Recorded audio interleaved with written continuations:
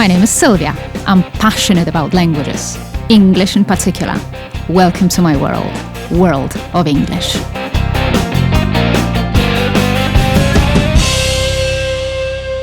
Hi, my beloved ones.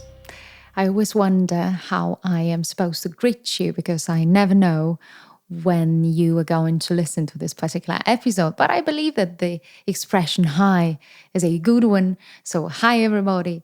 Hi, my beloved ones. I'm super happy that we can meet again and that you are with me, that you're going to listen to this new episode. You know me and you know the idea. And the idea is to learn English through stories. So every single time when you decide to listen to the episode of the World of English podcast, there is going to be a story. Sometimes these stories are more functional, and this very last episode was indeed a very functional one because we focused more on this vocabulary that you would need and on the way you can answer different questions that are there waiting for you at a job interview. And there are other episodes more light-hearted, where I present different stories to you. But through the stories, and this is something that I introduced in the very first episode of the World English podcast, you know that through stories you can learn a lot. You can learn the language very well. And I just hope that the light-hearted manner is something that you enjoy. And while listening to every single episode, you get relaxed, but also you acquire some vocabulary. Today, there is also going to be a story, but today there is going to be also a bit of reading, because listening to stories is one approach, something that I recommend very much because it resembles very, very much this very natural way of acquiring a language. And another great thing that helps people to pick up the language that they want. In this particular case, of course, we're talking about English. So if you want to pick up this natural English, the best thing to do and the best tip that you can follow, that you can act upon, is reading. And today we will focus on reading. I'll tell you why. I'll explain what I mean here and why I decided to cover this very subject. So we all know, and that is no secret, that life just keeps going, right? We live in a very fast manner, so we rush every single time. Everybody is late. Most of us are late for different meetings. We are late. We lag behind with different deadlines, and this is because this is the kind of life that we have right now. So everything happens very fast. Everything is supposed to be ready in a second. And that is something that not many people actually enjoy and like, because when we live this way, we kind of lose what is important. And it's difficult for us to set aside some time for the family, for our hobbies, for the things that we truly value, that we truly like. But of course, and this is something that I love and I respect very much, but of course, people are amazing. And this is the phrase that I repeat every single time I meet my students, because they are truly amazing. They come from different walks of life, and they've got all sorts of interests and all sorts of things that I enjoy doing. So after these online meetings that we have, I acquire a lot of energy from them. And I would like to thank them for this, because that is absolutely amazing. And as I said, people are amazing. People will do anything to achieve what they want, and they will just try very hard to have this time for the pleasures, for the little things that they want to do. And I also try to do the same. And you know that there has been this great change in my life. I talked about it in one of the episodes. And this great change is our little son, who is growing and who is this absolutely wonderful little creature. And the child has changed a lot. I know it is a cliche, really, to say that the child has changed a lot, because it is beyond words. That is something you cannot actually describe. That is something you cannot explain what a child brings into the family. But he also changed me, not only emotionally, not only as a person, not only in this sense of the feelings that I have for him, but he has also changed me in the way I organize my time. So all the mothers who are listening to me right now, and all the fathers, would agree with me that when there is this little baby, when there is a child that comes into your family, you have to act very fast because you do not have much time that is left. And of course, I try to combine different activities. I try to do as much as I can with him. And what I started to do with him, although he's still very little because he's a baby, but I just started to read to him. It is a wonderful experience for myself. I hope it is this very great experience for him as well. And as I observe him, I see that it is great, that he derives a lot of pleasure from it. And I decided to read to him every single evening, so every single time I put him to sleep, because I am well aware of the fact that he does not understand what I'm reading, but he understands the tone of my voice. He understands that it is his mother who is reading to him. And also, this gives me this time and this gives me this pleasure to read the books that I have left and I haven't had much time to turn to, or I have this opportunity to come back to the books from my childhood.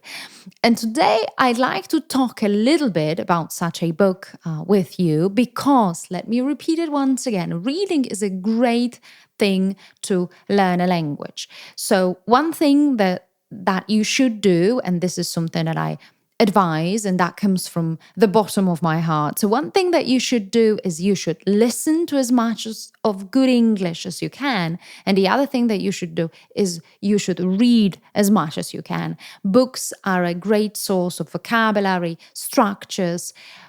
All the expressions that I use there are set in context. They are put in sentences, so you can just keep practicing. You just read what is there, and in this way you acquire the vocabulary. And the book that I would like to refer to today is a great story. I am sure that there are a lot of you who know the book, who have read the book, as I believe you read the book as a children. But right now I would encourage you to read it in English, in the original version, as adults as well, because it is great English. And the book that I am referring to right now is The Call of the Wild by Jack London. I do believe that my little son enjoyed this book, because when I started to read it to him, he really got focused. And in this way, we practice his focusing on me, on the sounds, on the words. And I hope it will have this good impact on him in the future, because he will be just more focused when it comes to learning how to read, and perhaps it'll be easier for him to acquire new words, and possibly it'll be easier for him to acquire new languages as well. The book is amazing. Let me just put it this way. Those of you who have read the book, they are well aware of the content, and those of you who haven't read the book would need a little bit of guidance on my part. And once again, so every single time when I talk to you about a film or I talk to you about a book, I try not to be this spoiler. So I'm not going to reveal the whole story to you about the book and about its characters, but I'll just paint or put you in the picture. So I will just tell you vaguely what this story is about. So the story is about a dog. And I have heard that there were many people, mostly boys who decided to have dogs after they read the book. And the book has been in my family for a long time now. So it is passed from generation to generation. And the book inspired boys in my family to buy a dog. So, as I said, it is about a dog, one particular dog. I mean, there are other dogs, but there is this one dog that is the main character. So, this book is about a dog that has many adventures, a dog that teaches us some very great values, a dog that is so vivid in his character that you would say that he is a real person, that he is not an animal, but you would rather say that he is this human being. Just to put you in the picture, as I said, and so as not to reveal everything, I'm going to read to you just a little bit from the book, just to show you what it is to read in English and just to show you how beautiful the language is, and also to prove to you that the expressions that I use there, they are not used in the book only, but you can work with them on a regular basis and you can use them in your everyday English. I hope that after you have listened to the beginning, you will turn to the book and you would like to read it for yourselves.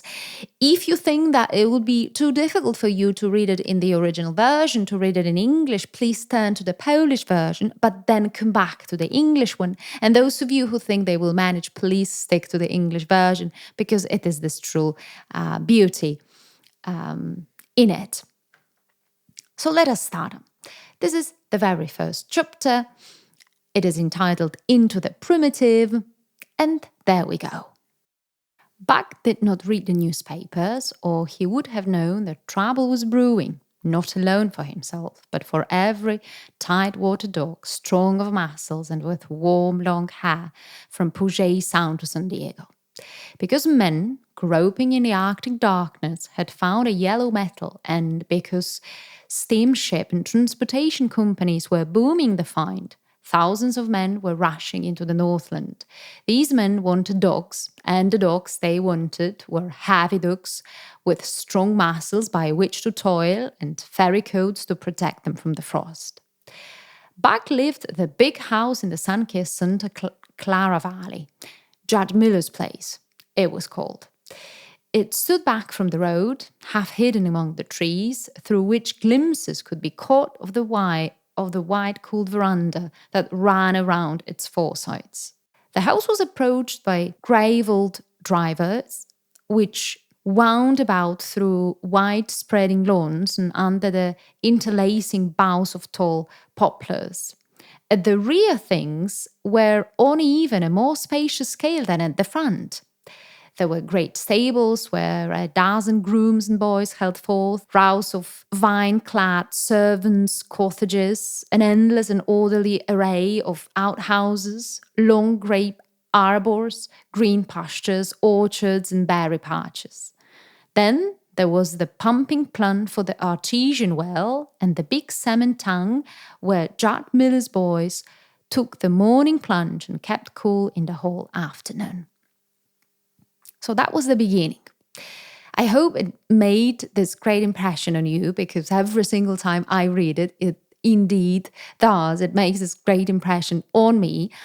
I would say that the language that is used here is this very natural language, but it's very picturesque, right? So I hope you would agree with me that it's not that super difficult to understand, but the beauty that is hidden behind it and the natural feel to it is this absolutely amazing quality. And this is something you will get. This is something that you will acquire if you only start reading books in English. So let me recommend it to you once again. Please read in the original version. Please read in English. Read books, read other materials. But of course, with books, you would get also this other feeling to the language. So you would get this feeling not only connected with the very basic meaning of the words, but you will also have this poetic approach to it. And this is something I do recommend.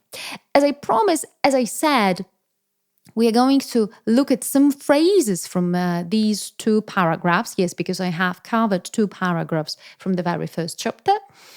And I would like to show to you that the expressions that are there, they can be used on a regular basis. And if you are afraid, because this is what I hear, right? People sometimes are afraid that if they start reading, they would learn these expressions that are no longer used, right? Like this old expressions, outdated, that you wouldn't want to use in your English today. But it's not true. Of course, the language that is used there, as I said, is poetic, right? It is literature. But these expressions still function in the language, and you can use them with not being afraid that you are making a fool of yourself and that you are making a mistake.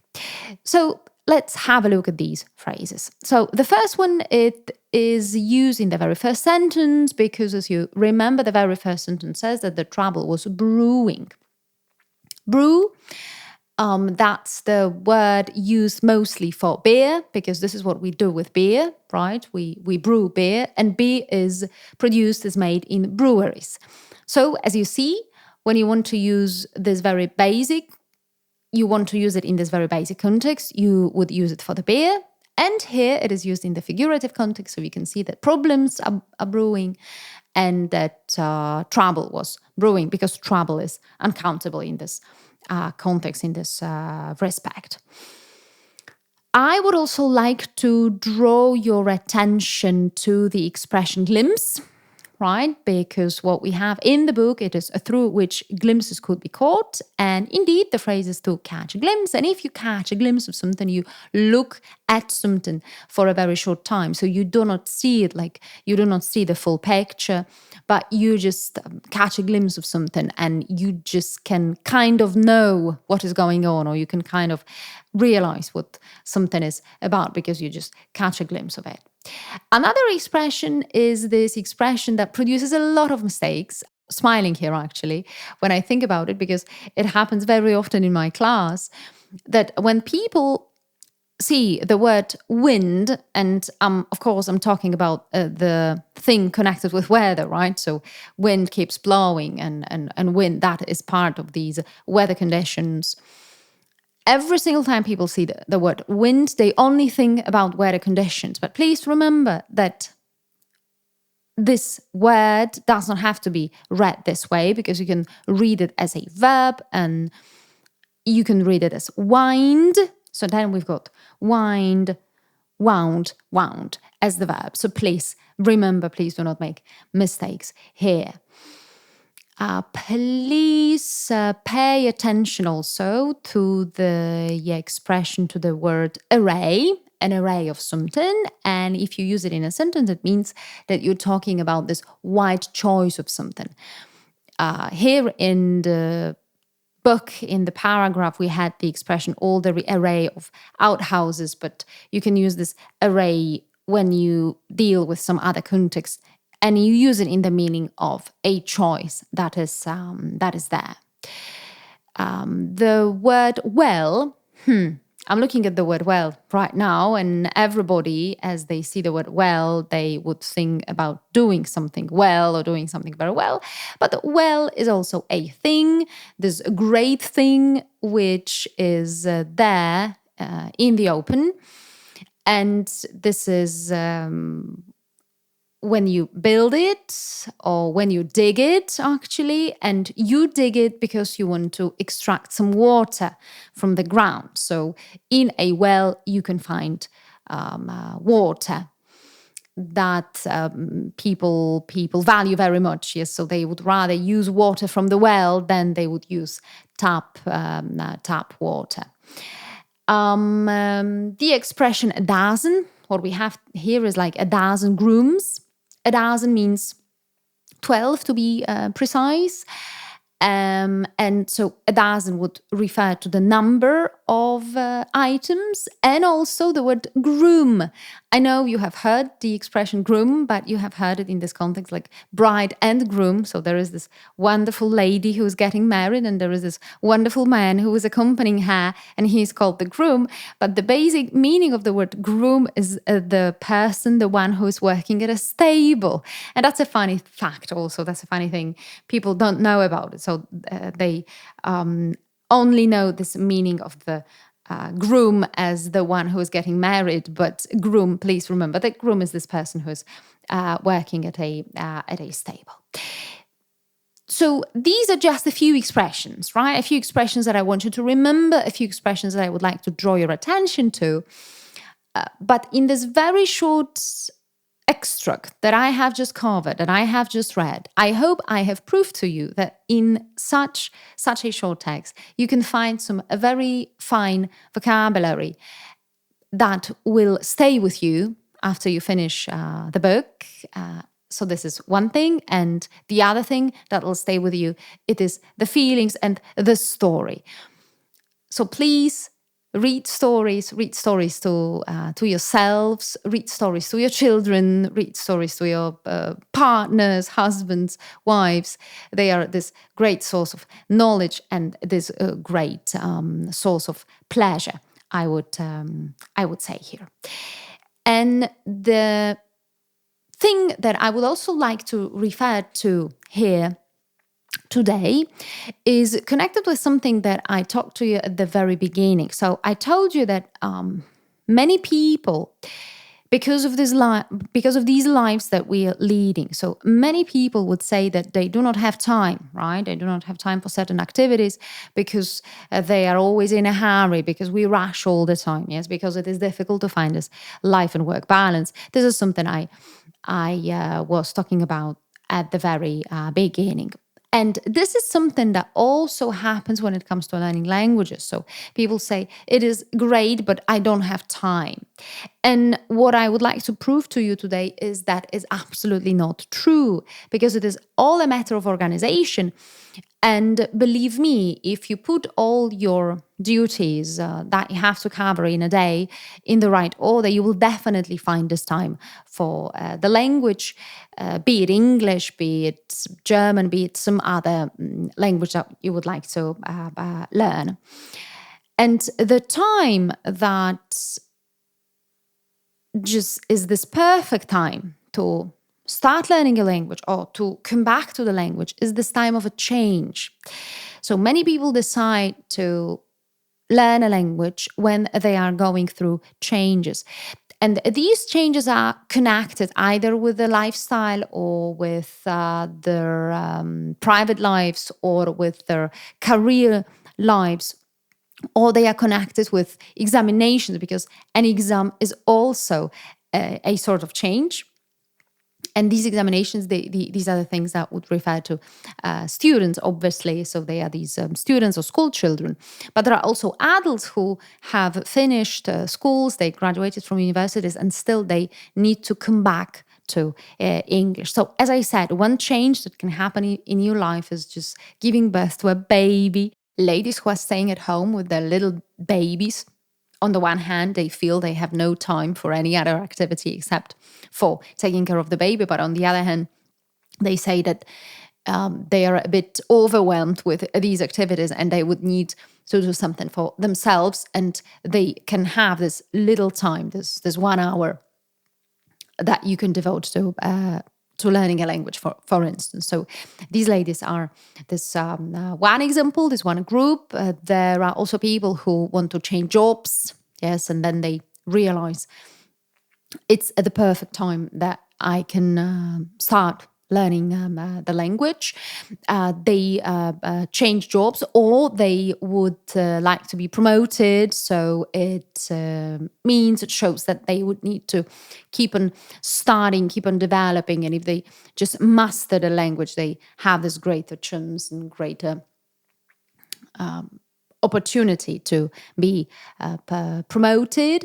There are also people who are dissatisfied with their methods, with their teaching methods that they received, and they see that there is not much of a result here. So they would turn to some other solution, and they would rather choose something else, something new. There are also people who, for instance, who are these leaders who are at the top of their companies, at the top of some organizations, and they have this feeling that they have devoted so much to their organizations, their institutions, and now the time has come to do something for themselves. And this is when they decide to come back to the language. So there are many reasons, and there are many options, there are many situations that you can find yourselves in. You can be driven through change, but even if you have this feeling that there is not enough time, believe me, there is time. And also, when you have this feeling that you are lost, I mean, that there is no hope for you, that you have tried so many times and you have given up, please don't do it, because there is an option, there is a chance. I meet so many people who tell me that they have given up, that they gave up long ago because they tried for so long and there was no success. Please believe me, the success can come, providing you get involved in the activity, providing you are taught well, providing you derive a lot of pleasure out of these activities. And the pleasure that I mean here is listening to some good stuff that you like. It can be music, it can be podcasts, which I obviously recommend, it can be films. As I say, listening, of course, films is also watching, but there you can also listen. Audiobooks, that's another great recommendation of mine. So that would be listening altogether. And also, as I was trying to introduce today, as I was trying to recommend this way of studying it as reading in its original version. I hope you will come back to your English, or I hope you will start thinking about your English again. Please listen, please read, and please enjoy these activities. Bye-bye.